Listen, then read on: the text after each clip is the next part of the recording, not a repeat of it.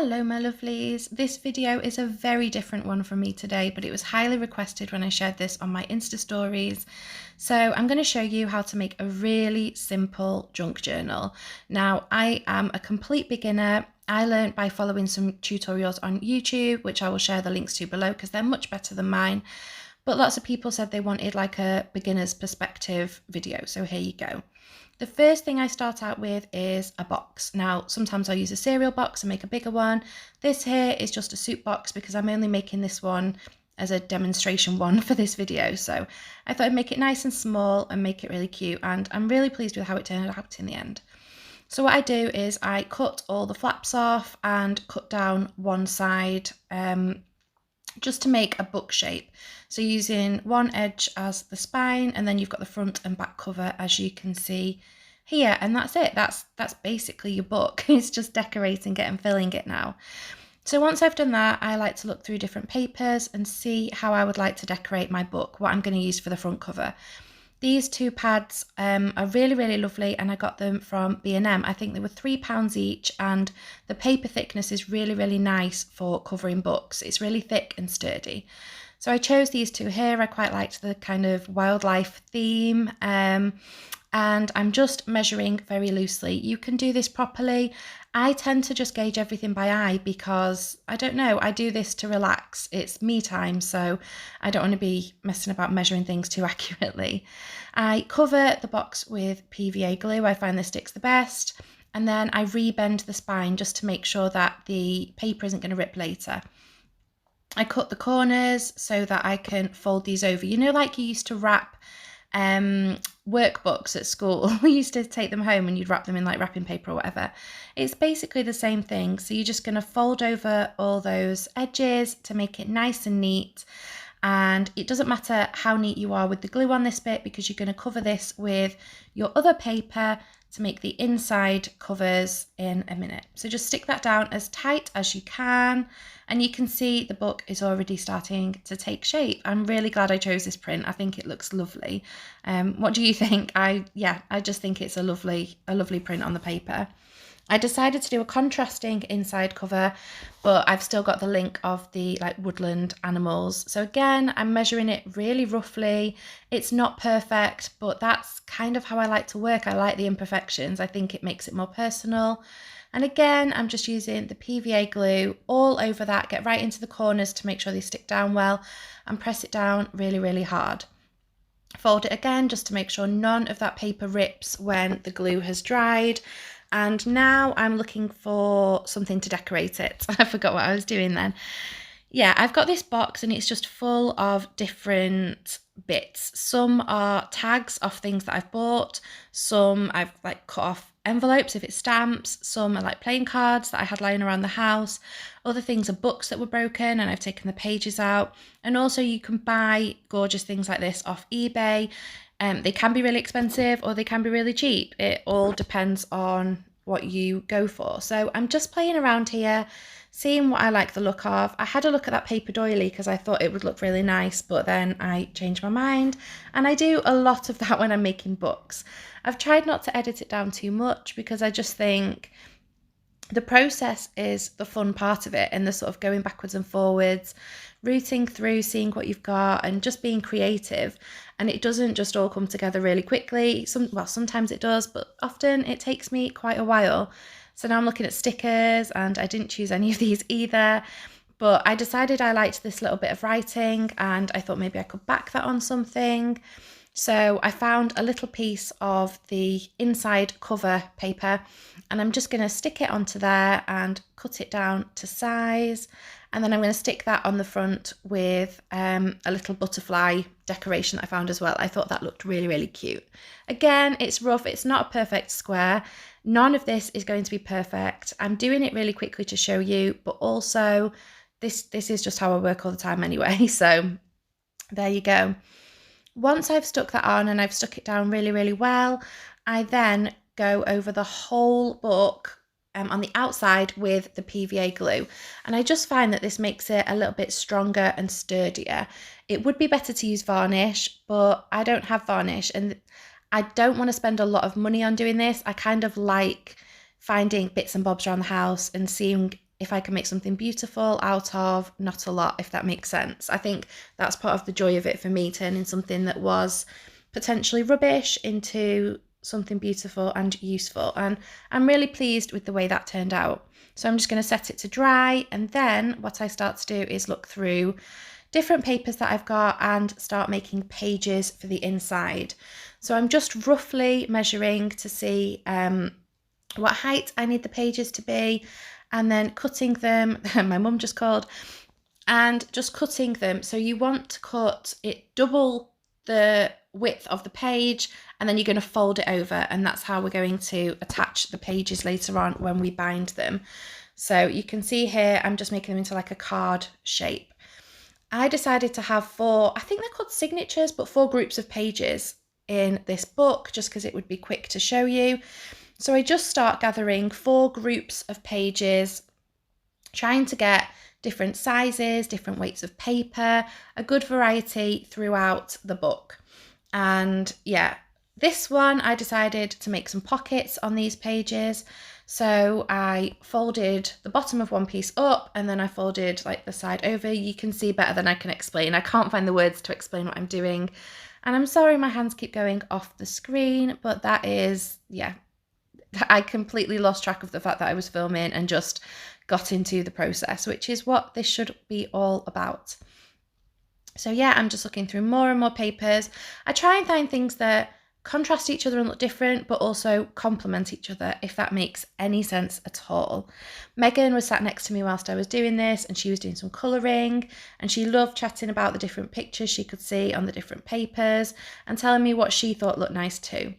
So you can see I've gathered these into 4 little booklets of pages, and I'm just going to line these up how I want them and then fix them with a safety pin. It works better to use a hair clip because it's longer and it makes it more secure, but Alistair was on a work call in our bedroom, so I couldn't go and get any, so we used paper clips, and it worked out okay in the end. So I just flick through, I make sure all the pages are the right way up, because I've made that mistake before where I've had some upside down. I like to think when that happens it just adds to the character, but I do like to just have a little look. Sometimes I'll rearrange the pages so I feel like they balance better, but it's all just personal preference, and how I like to do this will be, or could be, completely different to how you do. You might not like the way that mine looks, and you might think it looks better to do it a different way, and it's just such a personal thing to make and a personal thing to do, that's one of the things I love about this. They all are different and kind of represent different people's tastes and personalities.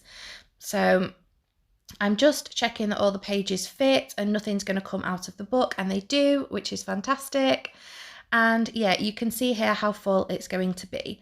I haven't done too many pages because with things like this, I like to use it to either stick photos in, or I'll stick bits of paper in and do journaling, or I might write like gratitude lists. So I don't want to fill it up too much because I want to be able to add to it later, if that makes sense. Now I'm going to bind it, so I couldn't find my ruler. You see, I just tend to use random things around the house, but that's, you know, that's why I guess it's good to see a beginner video, because I don't have fancy tools. I just grab what I can and make the best of it. So I'm just measuring out 4 equal spots along the spine, and this is to bind in each of my signatures, group of pages, into my book. So I did 4 because I knew that it was it 5 or 6 centimeters long on my book, so I just thought that that would be really easy to do the maths on. So I often change the number of pages depending on how wide the spine is on my book. So I'm going to do 4 dots along the top, 4 dots along the middle, and then I go back in and do 4 dots along the bottom as well. And this is where you're going to thread through to attach your pages in. I then got these are nail scissors, but I always use them for crafting. I don't use them for nails. And I'm just going to poke holes through where I marked so that it's nice and even. So I use the nail scissors first because the needle that I use is really big and it's blunt, so it won't go through unless I poke the hole first. That's why I'm doing this with the nail scissors. And then just going back in and checking with the needle that that's going to be able to fit through later on. These holes aren't even at all. You could measure them properly. I didn't, and I generally don't, but yeah. So now I'm just lining up my back group of pages, and again, I'm very roughly trying to get dots in the same places as are on the spine of my book, so that when I thread it through, it fits nicely and it sits where I want it to. Ideally, you would measure this or make a template, but again, I'm doing this one really quickly, purely for the purpose of this video. So, you know, Megan was getting a bit impatient and she wanted me to go and play, so I just got on with it. So I used some twine to do this. I poked the holes in the signature to match up with the ones on the spine. I used twine, and you go out the middle hole, in through the top or the bottom hole, it doesn't matter, and you pull it as tight as you can, and then you go back through the middle, out through the middle, and back in through the other hole, and then just tie it. There are loads of tutorials on YouTube that explain this much better than I do, but this, yeah, I'm not so good with my words and explaining it. I hope you can see in the video what I'm doing. But yeah, you go out the middle, back in through one of the edges, back out the middle and back in, and then just tie it in the middle so that it's nice and secure. And you can see when I shook it then, the pages are stuck. You do this for each of the other groups of pages, and yeah, then that's it. That is your completed book. So you can see I'm just adding the last one here. Again, it's really important to just check that you have your pages the right way up when you attach them in, because I have made this mistake several times before and it's just so frustrating to have to go back and redo it. So yeah, you go out through the middle and then in through one edge, back out through the middle, back in through the other edge, and then tie it in the middle. And I'm just going through and checking that my pages are all sitting nicely, which by some miracle, I think they are. There's a couple that I probably would have moved, but do you know what? I'm happy with that. I think it looks okay. And you can see the binding on the edge, I think looks quite nice exposed, but you could cover it if you wanted to. I then decided that I would add some corner pieces. I don't know what you call these, but I don't know. I think it just makes it look more like a real book. It's like the little finishing touch that makes it look fancy. And they're really cheap. I got these off eBay and I think it was about £3 for a pack of 20 or something like that. So I just used pliers to squeeze these on. And I know it's a really simple thing to do, but I do think that they look really effective. I don't know what you think. You could leave yours blank, but I just like how it looks. And that's what this is all about. So that's what we're going with. So I've just attached all of those and I just try and get them as flush as I can. Sometimes it's a bit tricky, but you can get the idea from this one. So I just think it finishes it off really nicely. And this book is nearly finished. I could have finished it before I added those, but I like to add the corners. And then the last thing I do is go back in, and any of those folds that I did, I will turn into little tuck spots or little pockets to use and hide things in the journal. Some of them I will leave as like a flap to make an extended page, but a lot of them I went in and just added some double-sided tape to stick them and make them into somewhere you could store something. So you could hide a letter or a photo or whatever you wanted to put in there. So I think this is the last one. Oh no, this is the second to last one that I did. And then the owls was the last one. When I did this, I decided I didn't like the plain white on the bottom with the owls. I just thought it looked a bit rubbish. So I do go back in and change that later. The last thing that I'm going to do is just add some treasures. So I've got some stickers, some tags, things that you could stick in your journal or you could use somewhere else. Things that you could journal on, like this journal card here. And yeah, I just like going through, seeing what looks nice and hiding it in there for someone to find. I'm not sure what I'm going to do with this one yet. In fact, does anyone want it? Let me know in the comments. If you would like to get into junk journaling and you would like this one as your first, it's only small, I did it in a rush, it's not perfect. Let me know in the comments what you would use it for and if you would like it, and let's do a bit of a giveaway. I'd love it to find a nice new home because it's not one that I'm going to use. I've already got one that I'm using, and yeah, I'd like this one to go to a good home. So let me know if you'd like it in the comments, what you'd use it for, and I will pick somebody to give it to. I think I might use this as an idea for Harry's teacher's end of year gift as well, and just try and make it like really personal, add little notes from Harry, get him to decorate some papers. But There's so many uses for these. I hope you enjoyed this video. Thank you so much for watching, and I'll see you next time.